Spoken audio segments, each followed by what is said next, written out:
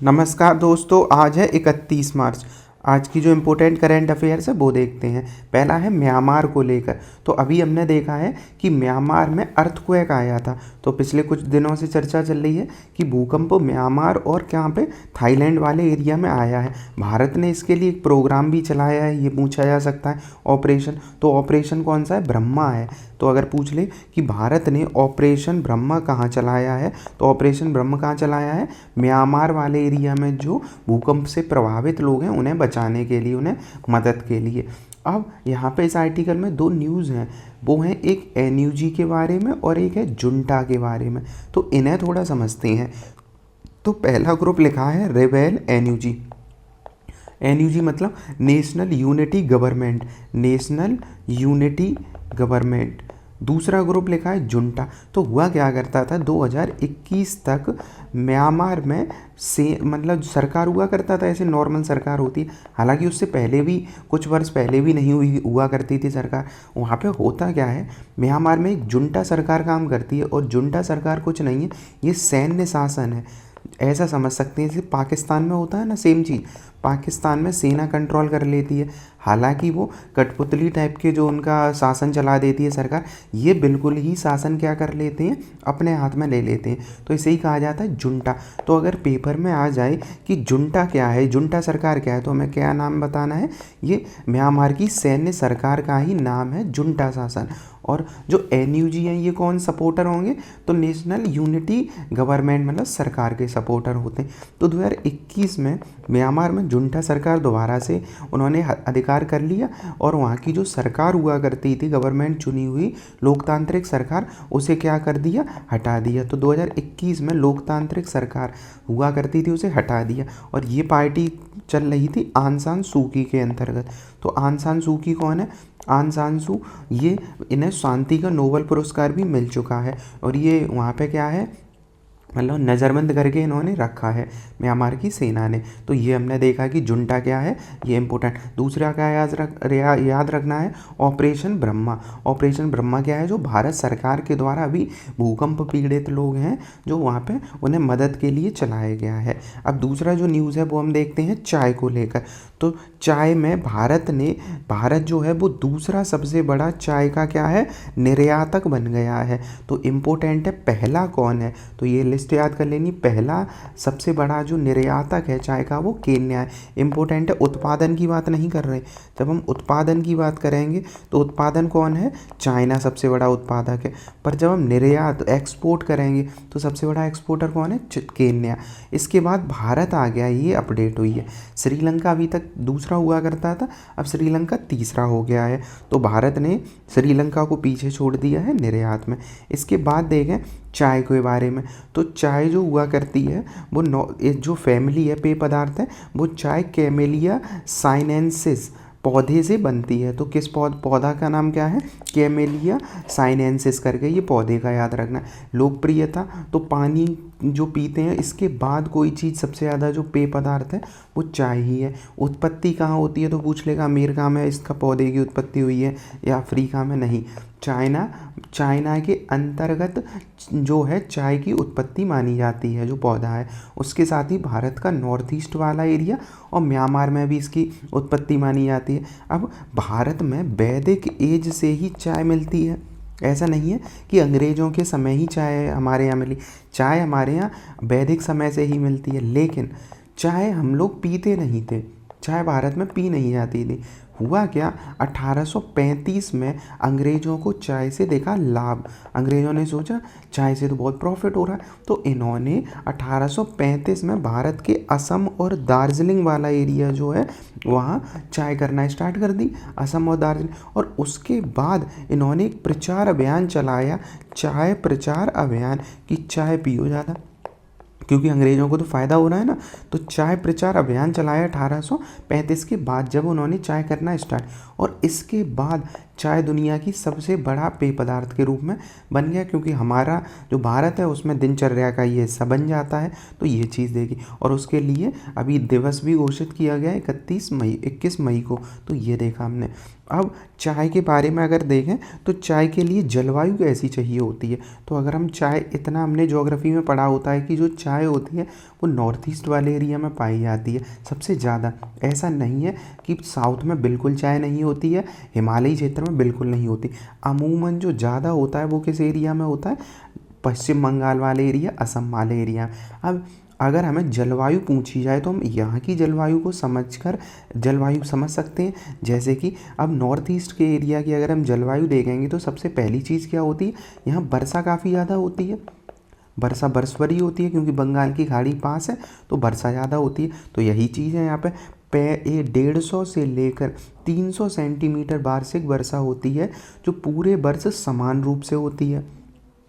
साथ ही आर्द्रता, वर्षा ज़्यादा होगी तो 80% तक आर्द्रता होगा ही, तो 80% तक आर्द्रता होनी चाहिए, 40% से कम नहीं होना चाहिए। मतलब वर्षा चाहिए होती है चाय को।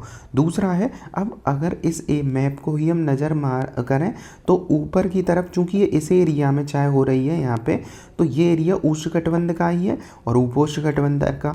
तो चाय उष्ण और उपोष्णकटिबंध का पौधा है। टेम्परेचर कैसे चाहिए, तो ना ये हिमालय के ऊपर है और ना ये कर्क रेखा के, मतलब 0 डिग्री के आसपास है। तो टेम्परेचर 35 से ज़्यादा नहीं चाहिए, 10 से कम नहीं चाहिए, मतलब 20 से 30, जो अमूमन कर्क रेखा के आसपास टेम्परेचर ऐसा ही होता है। ये देखा। मिट्टी कैसी चाहिए होती है, हल्की अम्लीय चाहिए होती है। अब जहाँ ज़्यादा वर्षा होगी, पत्ते वगैरह ज़्यादा होते हैं, तो ये वाला एरिया कौन सा होता है, अम्लीय मिट्टी का।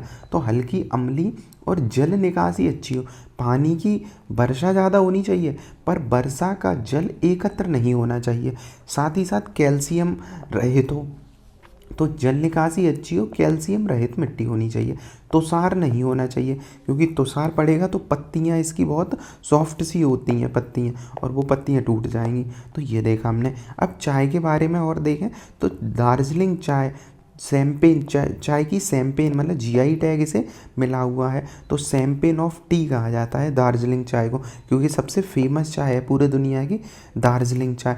तो अगर पूछा जाए इसे किससे, कौन सी चाय को शैंपेन चाय कहा जाता है, तो किस चाय को, दार्जिलिंग चाय को।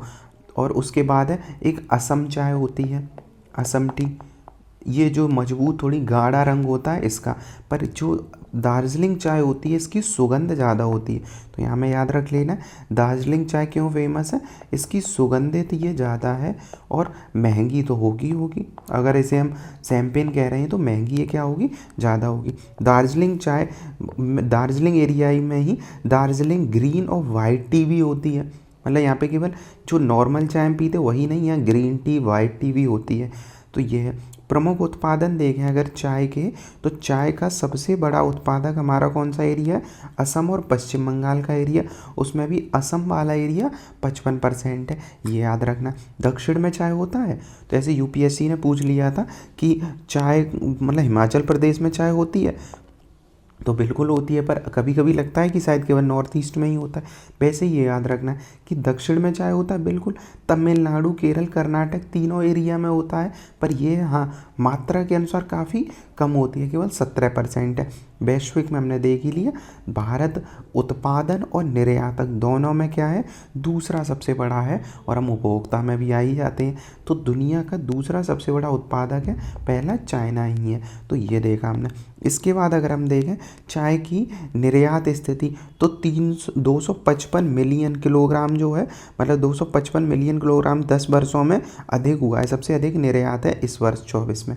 इसके बाद है जो ब्लैक टी होती है, नॉर्मल वाले हम चाय पीते हैं वो ब्लैक ही है, तो निर्यात का अधिकांश हिस्सा ब्लैक टी का ही है जो नॉर्मल है। उसके बाद है 100% वैश्विक, मतलब अगर 96% जो हम चाय ब्लैक भेज रहे हैं, और विश्व में वो कितना परसेंट है निर्यात में, चाय 10% है। तो वैश्विक निर्यात में 10% हिस्सेदारी है चाय की, तो ये भी बताना है। इसके बाद है चाय निर्यात के प्रकार, जो कौन कौन सी चाय हम करते हैं। तो ब्लैक टी सबसे ज़्यादा अभी देखा 96%, जो दुनिया का कितना 10% है। इसके बाद है ग्रीन टी भी हम आजकल निर्यात कर रहे हैं। इसके बाद ही है ग्रीन टी का मार्केट अभी स्टार्ट हुआ है पर। इसके बाद हर्बल टी है, जो जड़ी बूटियों का है। नींबू चाय है। उसके बाद है मसाला चाय, जो भारत की स्पेशल होती है मसाला चाय।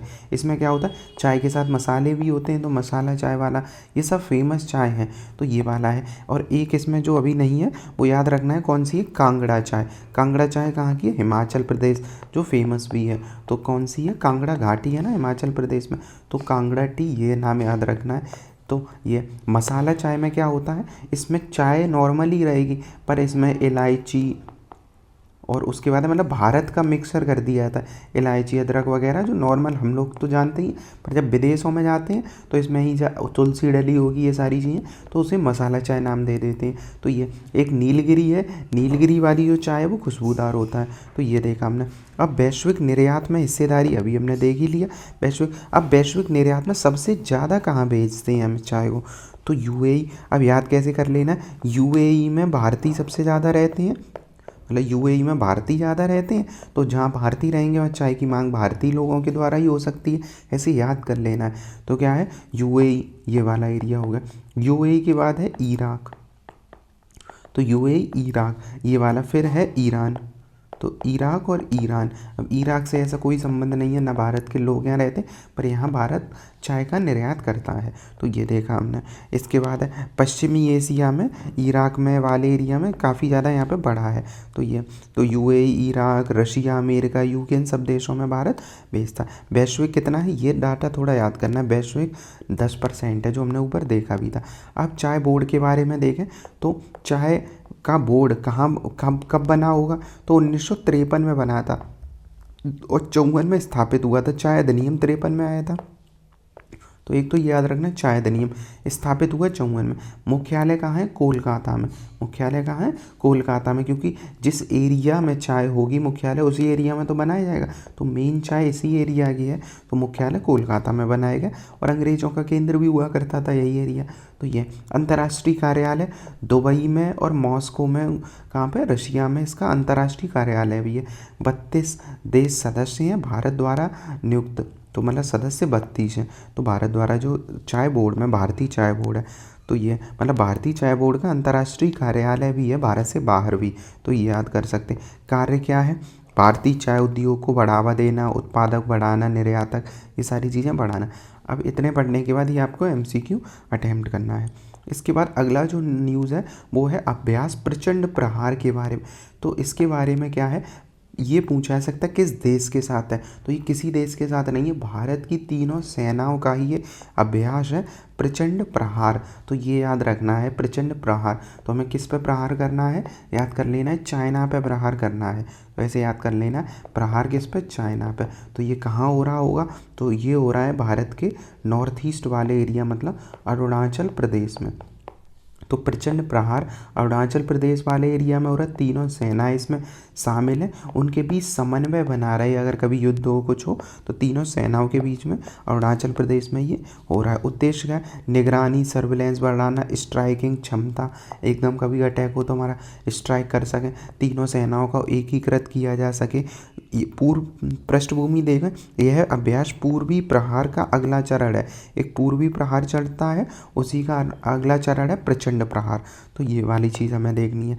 इसके बाद इस अभ्यास का सामरिक महत्व क्या है, जो LAC है चाइना के साथ, लाइन ऑफ एक्चुअल, तो इसमें कितना है किलोमीटर, 3488 किलोमीटर की वास्तविक रेखा है।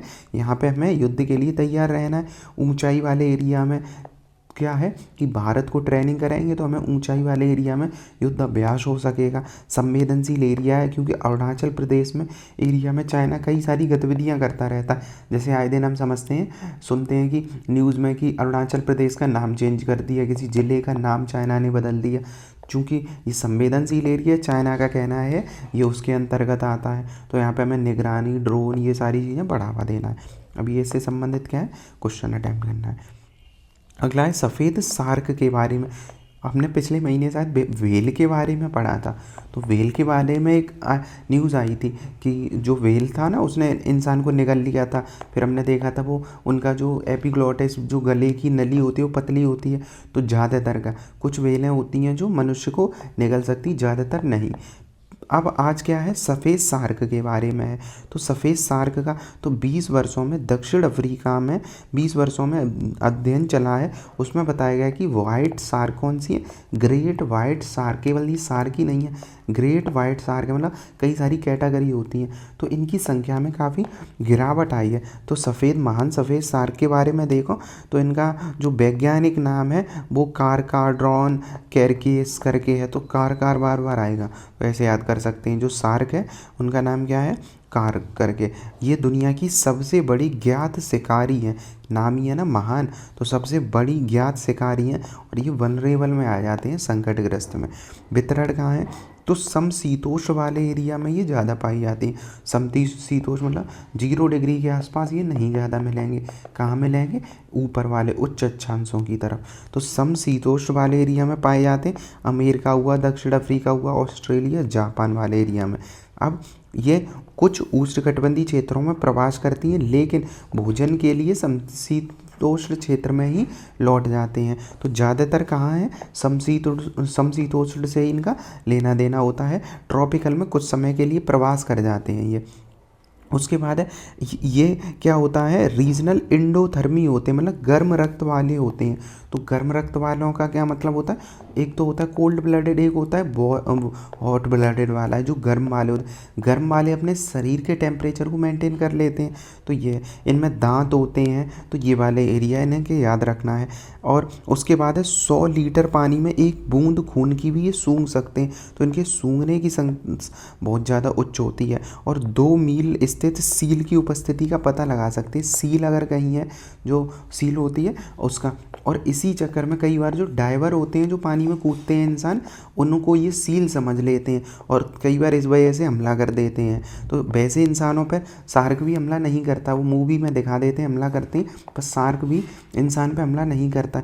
केवल जब वो कभी कभी सील से भ्रमित हो जाते हैं, क्योंकि इंसान थोड़ा सील जैसा ही हो जाता है पानी में, तो तब ये हमला करते हैं। तो ये याद रखना है। तो हमने क्या देखा इसके बारे में कि इनके दृष्टि अच्छी गंध के लिए होता है। सरप्राइज अटैक करते हैं, छलांग पानी के ऊपर 3 मीटर तक ये ऊपर तक छलांग मार के ये अटैक कर सकते हैं, कुछ फीट तक आके। इसके बाद है 300 दांतों के, मतलब इनके 300 दांत होते हैं, 300 के आसपास दांत होते हैं। खाते क्या हैं ये, मुख्य सील, डॉल्फिन और छोटी जो मछलियाँ होती हैं उन्हें ये ज़्यादा खाते हैं। तो भारत के समुद्र में अगर पूछा जाए, देखी जाती है कभी भारत के आसपास, तो बहुत कम ही देखी गई हैं, क्योंकि ये इस एरिया में तो उष्ण के आसपास रहते नहीं। तो कभी कभार देखा गया, वरना इस एरिया में भारत के हिंद महासागर में ये कम है। मेन कहाँ पे है, अमेरिका, ऑस्ट्रेलिया, दक्षिण अफ्रीका, इन वाले एरिया में ये पाए जाते हैं। प्रजनन वगैरह कैसा होगा, तो ये ओवोविविपेरस होते हैं। ओवोविविपेरस का मतलब होता है अंडे जो होते हैं शरीर के अंदर ही विकसित होते हैं, पर जब फूटते हैं तब बच्चा जन्म लेता है। मतलब जब बाहर बच्चा जन्म लेता है तो बच्चे के रूप में, पर अंडे के रूप में ये अंदर विकसित होते हैं। तो इसी वजह से इन्हें अलग नाम होता है, ओवोविविपेरस है। गर्भकाल कितना होता है, 11 महीने का होता है। तो ये देखा हमने। अब सफ़ेद महान शार्क की पारिस्थितिकी भूमिका, तो चूंकि आबादी को नियंत्रित करते हैं, अगर इनकी संख्या कम हो जाती है तो समुद्र में बाकी मछलियों की संख्या ज़्यादा हो जाएगी, क्योंकि ये टॉप प्रेडेटर हैं, शिकारी उच्च होते हैं। और अगर उनकी संख्या ज़्यादा हो गई, छोटी मछलियों की, शार्क अगर नहीं होगी तो इससे पर्यावरण क्या है, संतुलन बिगड़ जाएगा। और संकेत प्रजाति के रूप में भी जानते हैं, मतलब इंडिकेटर स्पीसीज़ हैं कि जहाँ ये पाए जाएंगे तो हम समझ सकते हैं वहाँ पे पारिस्थितिकी संतुलन अच्छा होगा। तो ये देखा। गिरावट से क्या है, तो शिकारी कम हो जाएंगे। उसके बाद है यहाँ पे क्या है, छोटे शिकारी की संख्या में छोटी शार्क की संख्या में कमी आई है, क्योंकि पर्यावरण चेंज हो रहा है। मछलियों की संख्या में गिरावट, ये वाली सी कैप फर सील की संख्या बढ़ना है शिकारी के अभाव में। अब कुछ सील ऐसी हैं, क्योंकि सील को ही तो ये खाते हैं, अब चूंकि सील को इनकी संख्या कम हो जाएगी तो सील की संख्या क्या है, बढ़ जाएगी, तो ये वाली है। उसके बाद है सेवन गिल सर की संख्या बढ़ रही है, तो कुछ संख्या बढ़ रही है, ज़्यादातर की गिर रही है। बस ये याद रखना, सील की संख्या बढ़ जाएगी इसके वजह। एक चीज़ और इनमें इंपॉर्टेंट होती है, वो होती है इलेक्ट्रो सेंसिंग पावर, इनके अंतर्गत होती है। तो कौन सी पावर, इलेक्ट्रो सेंसिंग पावर। अब इसका क्या मतलब हुआ, इलेक्ट्रो सेंसिंग, जैसे कि पानी में हल्की भी, अगर पानी में हल्का सा भी मूवमेंट होता है तो इलेक्ट्रिक फील्ड जनरेट होता है पानी में, और ये उसे पता लगा सकते हैं थोड़े से भी, और उससे ये हमला करने में सहायक होते हैं। तो ये वाली चीज़ इसके बारे में याद रखना है। अगला है न्यूज़ FATF के बारे में। तो FATF क्या है, तो FATF होता है फाइनेंशियल एक्शन टास्क फोर्स। अब ये सोचो कि अगर किसी देश में आतंकवाद और इन सब को बढ़ावा देने के लिए क्या किया जा रहा है, वित्त किया जा रहा है, तो ऐसे देशों के ऊपर रोक लगाता है FATF। तो दुनिया का ऐसे समझो एक बैंक है ये, और ये नियम बना देते हैं, ये नियम बना देते हैं कि अगर किसी देश में आतंकी संगठन काम कर रहे हैं, ड्रग माफिया काम कर रहे हैं, भ्रष्ट नेता ज़्यादा हैं, तो उन्हें, और अराजकता फैली है, तो फाइनेंशियल टास्क फोर्स क्या करेगा, एक स्टेप लेता है। स्टेप क्या लेता है, ये इंटरनेशनल पुलिसिंग, इसे समझिए, इंटरनेशनल पुलिस टाइप का समझ लो इसे, जो ये देखता है कि कहीं मनी लॉन्ड्रिंग हो रही है, टेरर फंडिंग हो रही है, और अगर ये होता है तो ये दो लिस्ट बनाते हैं, एक होता है ग्रे लिस्ट और एक होता है ब्लैक लिस्ट। ब्लैक लिस्ट में है तो ये बता देंगे पूरी दुनिया को कि इस देश में इन्वेस्टमेंट ही नहीं करना है बिल्कुल ही। ग्रे वाले में है तो बताएंगे कि ये देश की स्थिति भी सही नहीं है, अगर कोई इन्वेस्टमेंट करेगा तो हो सकता है रुपए डूब जाए, क्योंकि यहाँ आतंकवादी गतिविधियाँ, मनी लॉन्ड्रिंग, ऐसी समस्याएं ज़्यादा होती। तो हमने समझा FATF क्या करता है। तो 1989 में G7 देशों के द्वारा मनाया गया था इसे, और इसका हेडक्वार्टर कहाँ है, पेरिस में है। तो ये क्या करता है, तो अभी क्यों हम पर आज पढ़ रहे हैं इसे, तो भारत 2025 में FATF की मेज़बानी करेगा। तो भारत 2025 की मेज़बानी करेगा, इसमें वही कि पारदर्शिता, ये सारी चीज़ें बनी रहे। तो FATF क्या है, मनी लॉन्ड्रिंग, आतंकवाद, इससे निपटने के लिए है कि ऐसे किसी भी वित्त पोषण को कम किया जाए जो आतंकवादी और ऐसी गतिविधियों को बढ़ाता है। 89 में G7 के द्वारा बना था। मुख्यालय कहाँ है, पेरिस में इसका मुख्यालय है। तो ये देखा हमने। इसका 2001 में इसका दायरा आतंकवाद, पहले मनी लॉन्ड्रिंग तक ही सीमित था, 2001 में इसमें क्या कर दिया, आतंकवाद जोड़ दिया गया है। तो जैसे पाकिस्तान को अभी ब्लैक लिस्ट में जा सकता था पाकिस्तान भी, फिर बच गया था पाकिस्तान, तो ऐसा माना जा रहा था अगर ब्लैक लिस्ट में चला जाएगा तो जीरो फिर आएगा इन्वेस्टमेंट किसी देश में। तो ये इस वजह से हर देश, और भारत इसमें काफ़ी अच्छे देशों में आता है, मतलब जो टॉप देश हैं उनमें भारत आता है, तो काफ़ी बढ़िया है। इसी वजह से भारत में इन्वेस्टमेंट भी बढ़ता है। तो ये देखा, तो कुल सदस्य कितने हैं, 39 देश हैं इसमें से, और भारत 2010 में इसका सदस्य बना था, और 2023 में रूस का इसमें निलंबित कर दिया गया। तो ये हम समझ ही सकते हैं, जो यूक्रेन वाला वॉर है इस वजह से रूस का निलंबन कर दिया गया। प्रमुख सदस्य America, Bharat, China, Saudi, Britain, ये सब देश हैं इसके। तो ये है। और अब महत्वपूर्ण देश इनके हैं जिनकी जनसंख्या, मतलब सदस्य के लिए क्या शर्तें होनी चाहिए, तो जनसंख्या जैसे भारत की, GDP अच्छी होनी चाहिए, बैंकिंग सेक्टर अच्छा होना चाहिए, बीमा सेक्टर अच्छा होना चाहिए। अब ये नहीं है कि इतने ही देश इसमें शामिल हैं तो ये निकी देश को ही जांच करेगा, नहीं। जैसे पाकिस्तान नहीं है, पर पाकिस्तान वाले एरिया में रोक लगा सकता है रुपए के लिए। तो ये तो 37 देश हैं और 2 संगठन है, जैसे यूरोपियन आयोग और खाड़ी संगठन है इसमें। अब इसमें कई सारे, जो अभी देखा हमने कि संगठन के रूप में इसके कई सारे रीजनल बॉडी भी बनी हुई हैं, मतलब संगठन जो देश हैं, क्षेत्रीय निकाय, इन्होंने कई सारी जगह अपना, एक तरीके से समझ सकते हैं सेंटर टाइप का खोल दिया है अलग अलग जगहों पे। तो उनको देखते हैं। तो एक है एशिया पैसिफिक, यूरेशियन, कैरेबियन, पूर्वी अफ्रीका, लैटिन। तो बस ये याद रखना है, सब तो नहीं, कि मतलब कुछ कुछ इसके संगठन है। भारत 2 संगठन का सदस्य है। तो भारत कौन से 2, एक एशिया पैसिफिक का है और यूरेशियन वाला है। तो यूरेशियन और एशिया पैसिफिक दोनों का भारत है सदस्य। ग्रे लिस्ट ब्लैक लिस्ट हमने समझ ही लिया। ग्रे लिस्ट में होता है जब अभी वित्त पोषण हो रहा है तो ऐसी चीज़ें इंक्रीज़ हो रही हैं, पर ग्रे लिस्ट मतलब FATF में ग्रे लिस्ट में अभी वित्त पोषण, जैसे पाकिस्तान को ग्रे लिस्ट में शामिल किया गया था। तो ये ब्लैक लिस्ट में जहाँ ज़्यादा ही घटनाएं हो चुकी हैं, ये जैसे नॉर्थ कोरिया, ईरान और म्यांमार, ये अभी ब्लैक लिस्ट में है। तो अगर पूछ लिया है तो ब्लैक लिस्ट में कौन है? नॉर्थ कोरिया, ईरान और म्यांमार। तो यहाँ आतंकवादी वित्त पोषण, मनी लॉन्ड्रिंग में लिप्त पाए जाते हैं। पर ग्रे लिस्ट में जहाँ पे आतंकवाद सुरक्षित ठिकाने हैं, ये ज़्यादा मदद नहीं कर रहे, पर ठिकाने ऐसे हैं कि आतंकवाद रह सकता है, ऐसे पाकिस्तान वाला एरिया। तो ये तो ब्लैक लिस्ट होने के परिणाम क्या होंगे? वित्त नहीं आएगा, अंतर्राष्ट्रीय व्यापार नहीं होगा, आर्थिक प्रभाव कम हो जाता है। तो ये चीज़ देखी, इसके संबंध में ये क्वेश्चन देखना है। अगला है बॉन्ड के बारे में। तो भारतीय बॉन्ड प्रतिफल मतलब यील्ड में कमी आई है। तो हम ये समझते हैं कि बॉन्ड की यील्ड में कमी क्यों आ रही है, या कमी के क्या मायने होते हैं। तो ये लगातार अप्रैल 24 से लेके अभी मतलब पिछले वर्ष में इसकी यील्ड गिरी है। तो पहले हम समझते हैं कि बॉन्ड यील्ड वगैरह क्या होते हैं ये।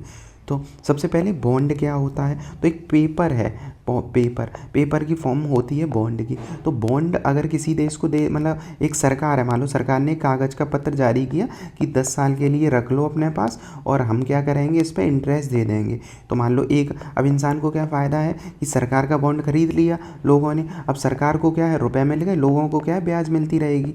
तो ये हमने देखा। अब जो आज हमें पढ़ना है वो पढ़ना है बॉन्ड यील्ड। वैसे तो टॉपिक काफ़ी बड़ा है, पर हम पढ़ेंगे बॉन्ड प्राइस और यील्ड के बारे में। तो बॉन्ड एक प्रकार का ऋण पत्र होता है, ऋण ही तो दिया सरकार को हमने, बॉन्ड सरकार ने हमें बॉन्ड दिए, हमने सरकार को पैसे दिए, तो सरकार ने ऋण ही तो लिया। अब सरकार क्या करेगी, निश्चित अवधि के बाद धन लौटा देगा, साथ ही ब्याज देगा। ब्याज कैसे होते? कूपन के रूप में होते हैं कि कूपन होगा, कूपन लौटा ही दिया जाएगा, तो कूपन के रूप में ब्याज भुगतान होते हैं। ऐसे हमारा चलता है ना फ्लिपकार्ट वगैरह, इन सब पे कूपन मिलते हैं, सेम वैसा ही समझ लो। फिर तो बॉन्ड तो हो गया ये वाला जो प्रतिफल, मतलब एक कागज़ का पत्र हो गया जहाँ पे सरकार को हमने रुपए दिए हैं, ये साबित हो गया। अब है बॉन्ड का यील्ड क्या होता है, तो इसे समझते। जैसे कि मान लो 1000, आपने 1000 रुपये का बॉन्ड खरीदा। कितने का? 1000 का। अब बॉन्ड खरीदा है, ये किससे खरीदा है? सरकार से खरीदा है या किसी संस्था से खरीदा? मान लो हमने सरकार से 1000 रुपये का बॉन्ड खरीदा, मतलब हमारे पास एक पेपर आ गया, सरकार को हमने क्या दिया? 1000 रुपये दिए। अब ऐसे ही तो हम नहीं देंगे, सरकार ने ये कहा कि कूपन रेट है 10% रुपये का, मतलब कूपन का रेट का मतलब क्या है? टैक्स, एक वो ब्याज, मतलब समझो तो 10% ब्याज लगेगी। अब हर साल मतलब हमें कितना मिलेगा? 100 रुपये मिलेगा। 1000 पर 10% कितना? 100 रुपये मिलेगा। तो ये हमारा क्या हो गया? ब्याज दर हो गई।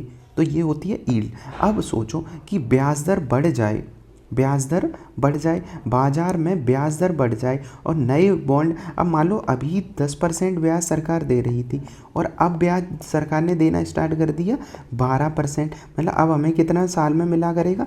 120 रुपये। जो 100 मिल रहे थे ना, वो 120 मिलेंगे सरकार को, जो 1000 रुपये हमने दिए हैं उसके कितना? 120 मिलेंगे। अब सोचो, अब जो बॉन्ड हमने 1000 रुपये में ख़रीदा है, अगर हम उस बॉन्ड को किसी को बेच दें, बॉन्ड बेचा जा सकता है, ऐसा ही नहीं, हम रखेंगे, जिसके पास बॉन्ड होगा वो ब्याज ले लेगा। तो अगर हमने बॉन्ड को किसी को बेचें तो ये बॉन्ड सस्ता बेचेगा कि महंगा?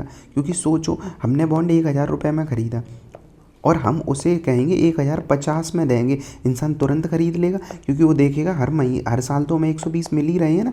फिर सोचो, ये बॉन्ड यील्ड ब्याज दर 8% हो जाए और हमने 1000 रुपये का ही बॉन्ड खरीदा और हमारे पास वो बॉन्ड है। अब किसी इंसान से हम कहेंगे बॉन्ड खरीद लो, तो वो कहेगा 950 या 900 में ही दो, क्योंकि अब इस पर कितना ब्याज मिल रहा है? केवल 8% मिल रहा है।